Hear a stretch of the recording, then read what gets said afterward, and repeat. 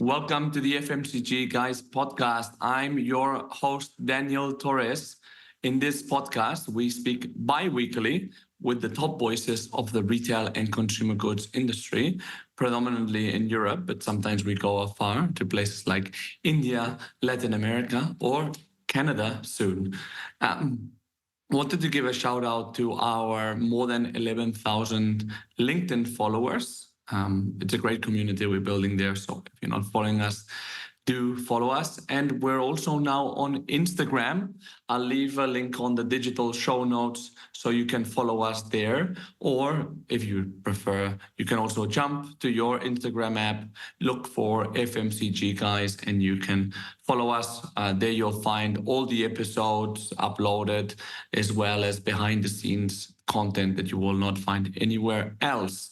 So with that said, very excited to host today together with my co-host, Christina Nicolau, Alessandro Boffi. He's an individual with a remarkable career in FMCG. He's done everything, basically sales, trade marketing, e-commerce, and now global routes to market. And one of the big trends that's shaping FMCG this year is digitalization, but the back end one, the one that some would argue really matters.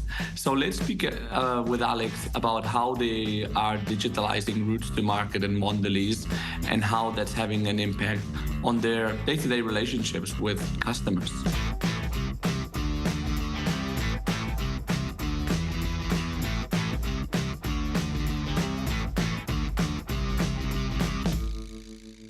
I'm Alessandro Boffi, Global Sales Director for Right Store here at Mondelez International. Great to be here.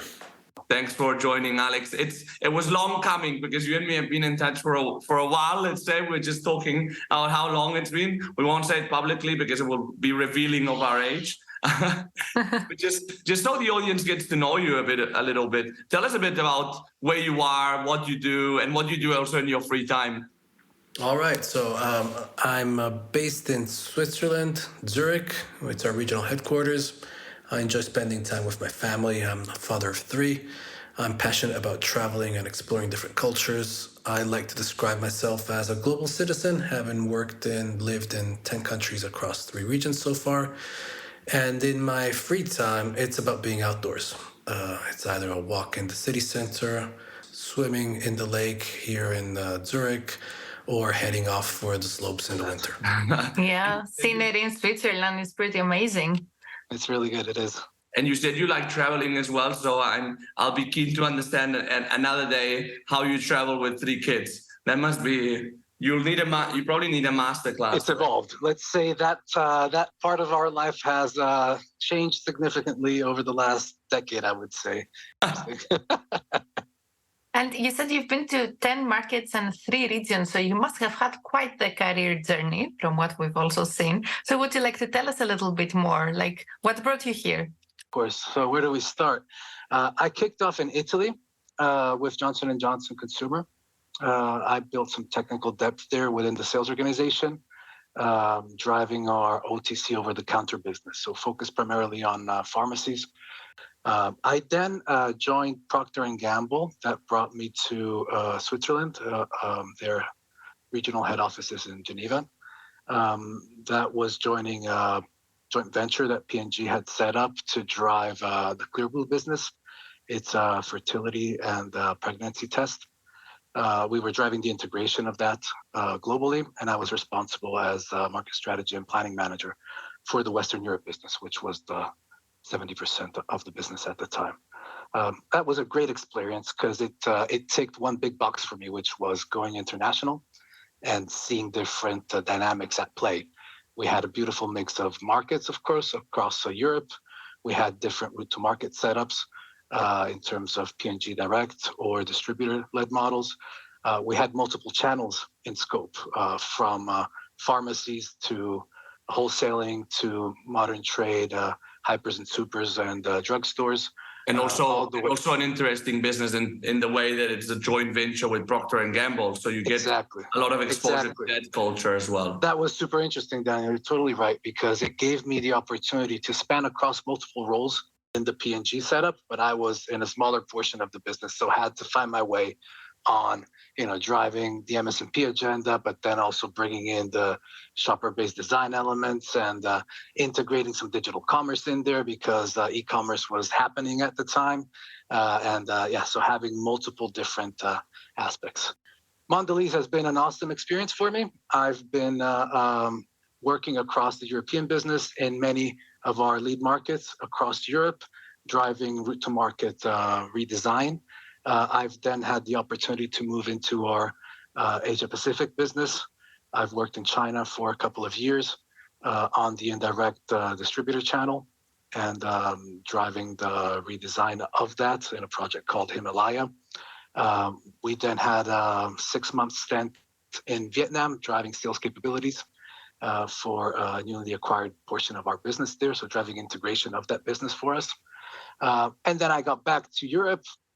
In the UK, I led our category planning activation teams for the UK snacks business, so overseeing all the activation work that we do in store and our picture of success. Which the UK, sorry, Alex, just to give you some more credit, basically, the UK store is one hell of a market. Like it's our second market, exactly. It's our second market globally. We have one of our lead global brands there, Cadbury. We have a very strong presence and equity. So we do some amazing activations. I was fortunate to be leading a very talented team there, having a strong impact on Mondelez, on our customers and our shoppers. I then got pulled back into regional roles. So we relocated here to Zurich within the e-commerce team.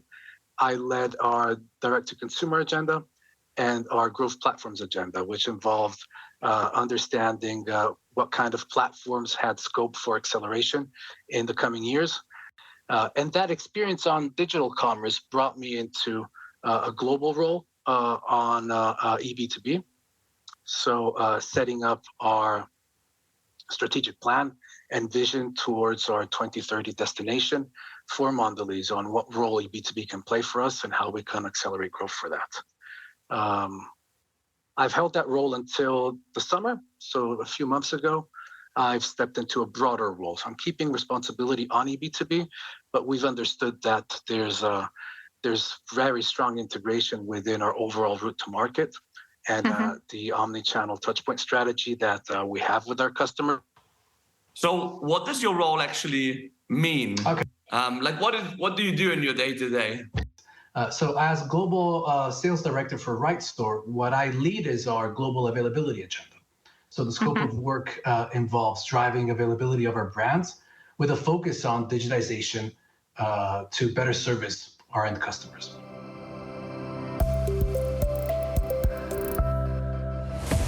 Going through digital transformation is hard and expensive.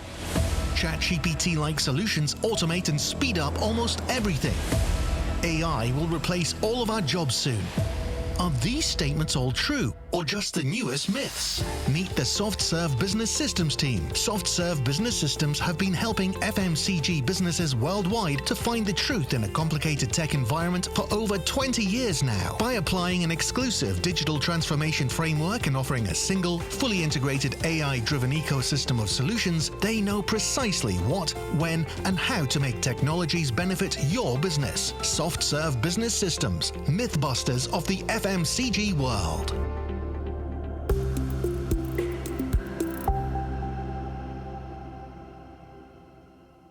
And I guess digitizing the route to market would be from just having the right infrastructure for the B2B sales to also increasing e-com. Where do you see the kind of the focus right now? What is it that you're working on mostly? Yeah, I think the focus is exactly that. It's making sure that our teams understand the implications of the digital transformation, making sure that as a sales organization, we are leveraging our digital capabilities with our customers.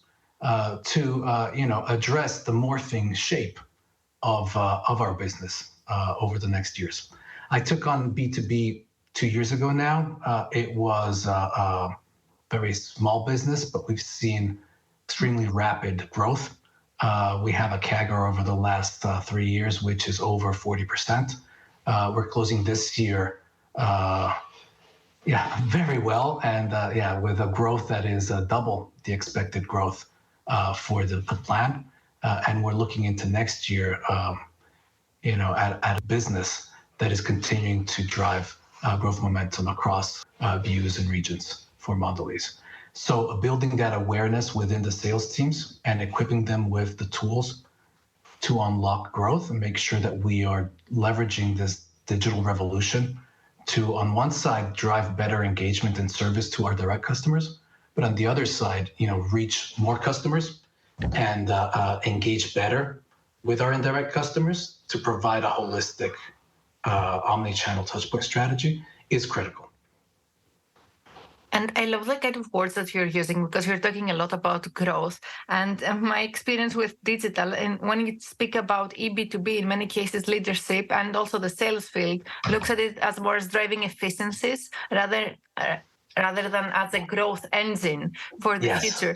So could you tell us a little bit about that part of the journey and how this has evolved, or how you managed to get the organization with you and make this a priority within Mondelez?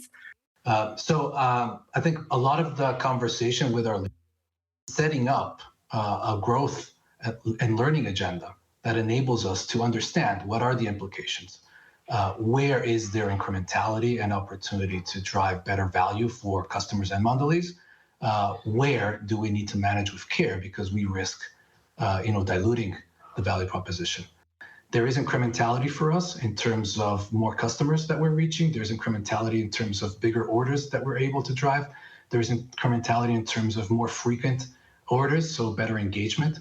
And as we build the data around those, we are able to activate other levers that allow us to be more targeted in our decisions, in our promotions, and in our communications with our.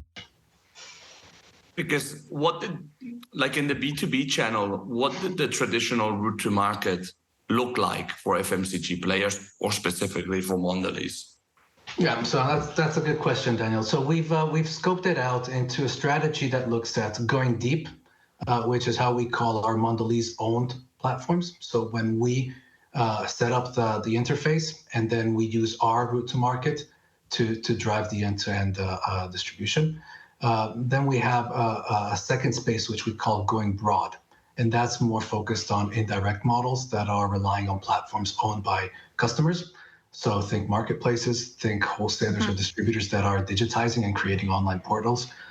Think also CPG partners like suppliers like us that have started this journey a few years back and now are opening up to other suppliers to come into their portfolio and scope.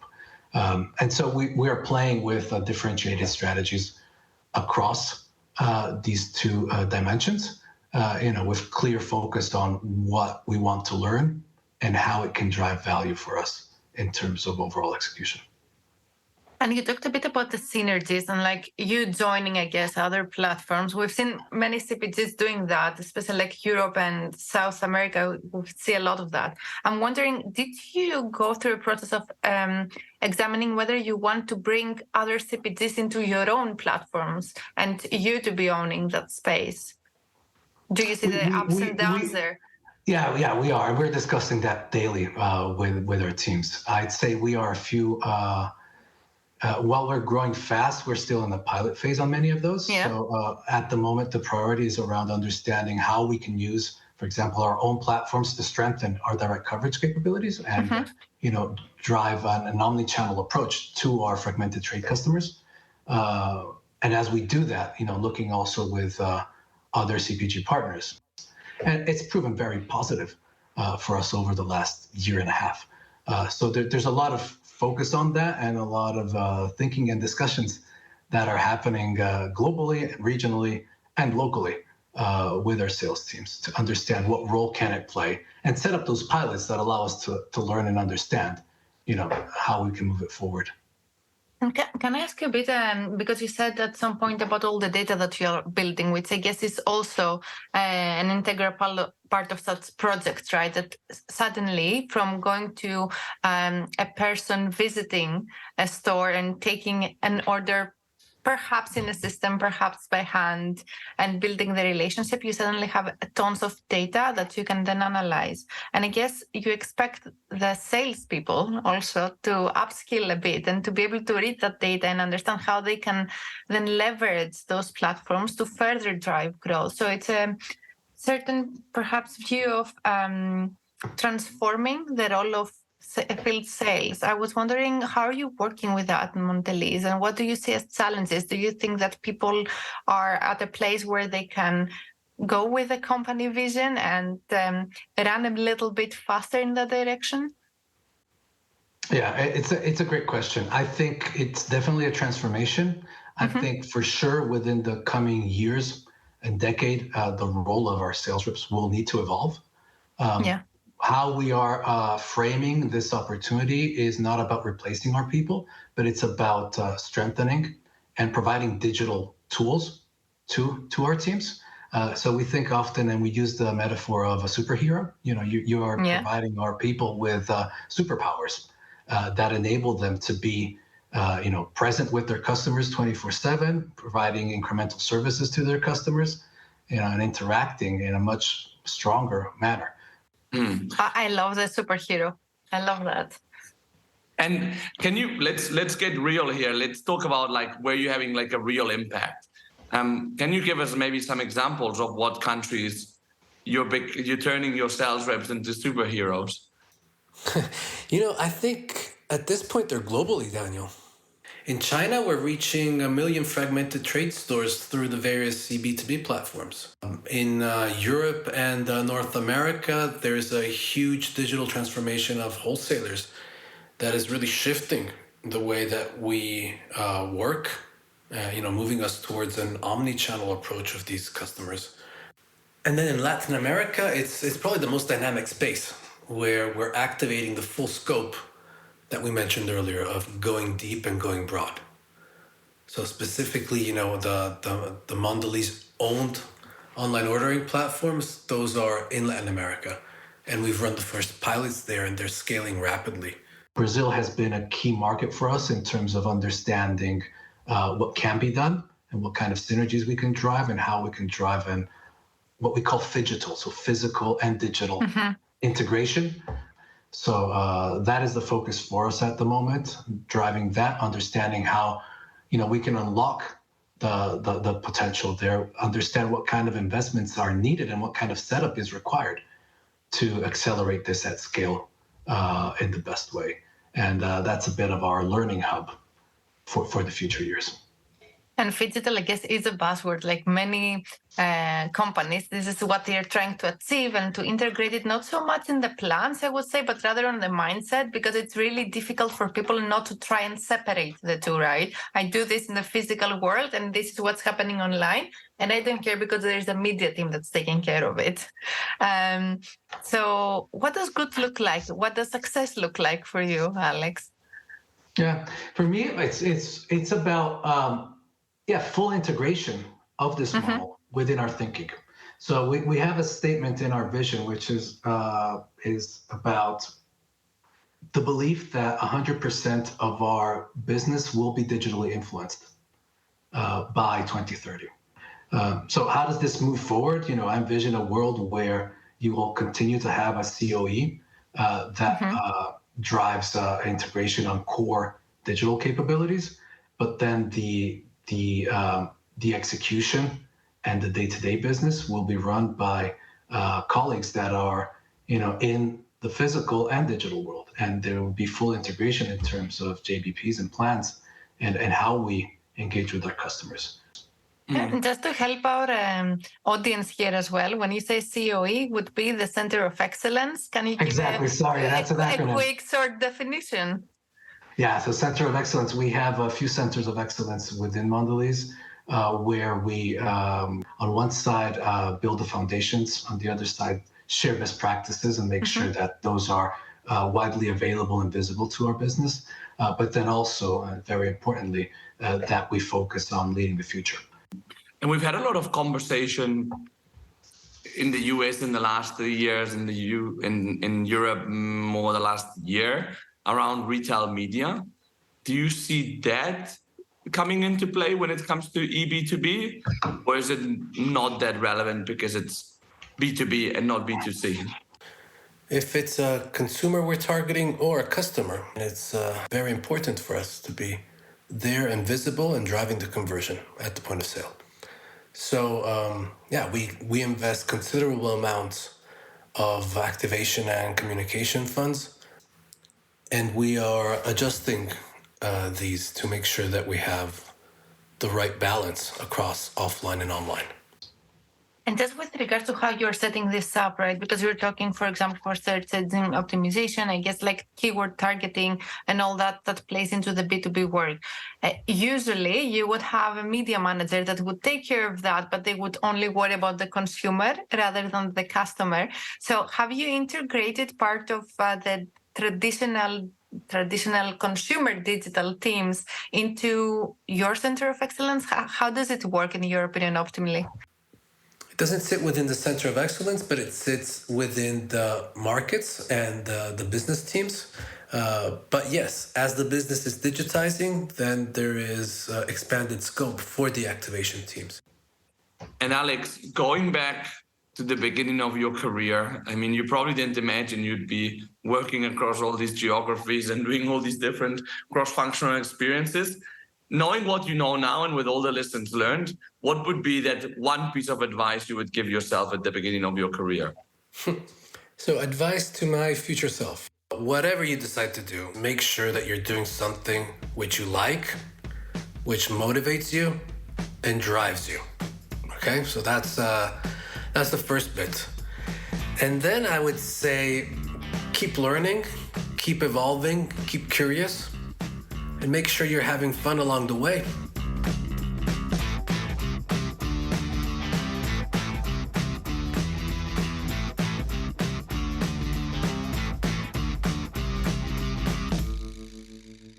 This was Alessandro Boffi from Mondelez International. Christina had to run, so me, Daniel, will look after the key takeaways here, which I would pretty much summarize in the fact that digitalization is really having an impact on companies. So a lot of times we think about digital marketing, e-commerce, but we can also think about it like Alex is, which is basically really empowering sales teams across the globe in bringing those customer relationships to another level. So if you're working with a small store, why not let them order online instead of having that day-to-day physical presence? So you can really like drive availability, for example, as well as drive engagement, reach more customers, and then connect it back to data, retail media, and so on. So it's really having an impact and a lot as well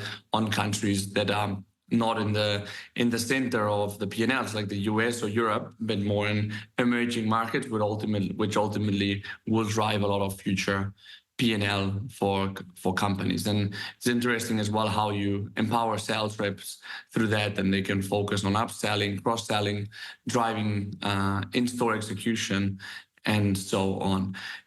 So this was Alex Boffi. Hope you enjoyed this conversation about digitalization in global routes to market. If you enjoyed this episode and others, remember to subscribe. Again, we release episodes bi-weekly. So maybe you like some more than others, but I think that they'll all be very interesting to you as an FMCG professional. Have a great day and see you in the next episode of the FMCG Guys.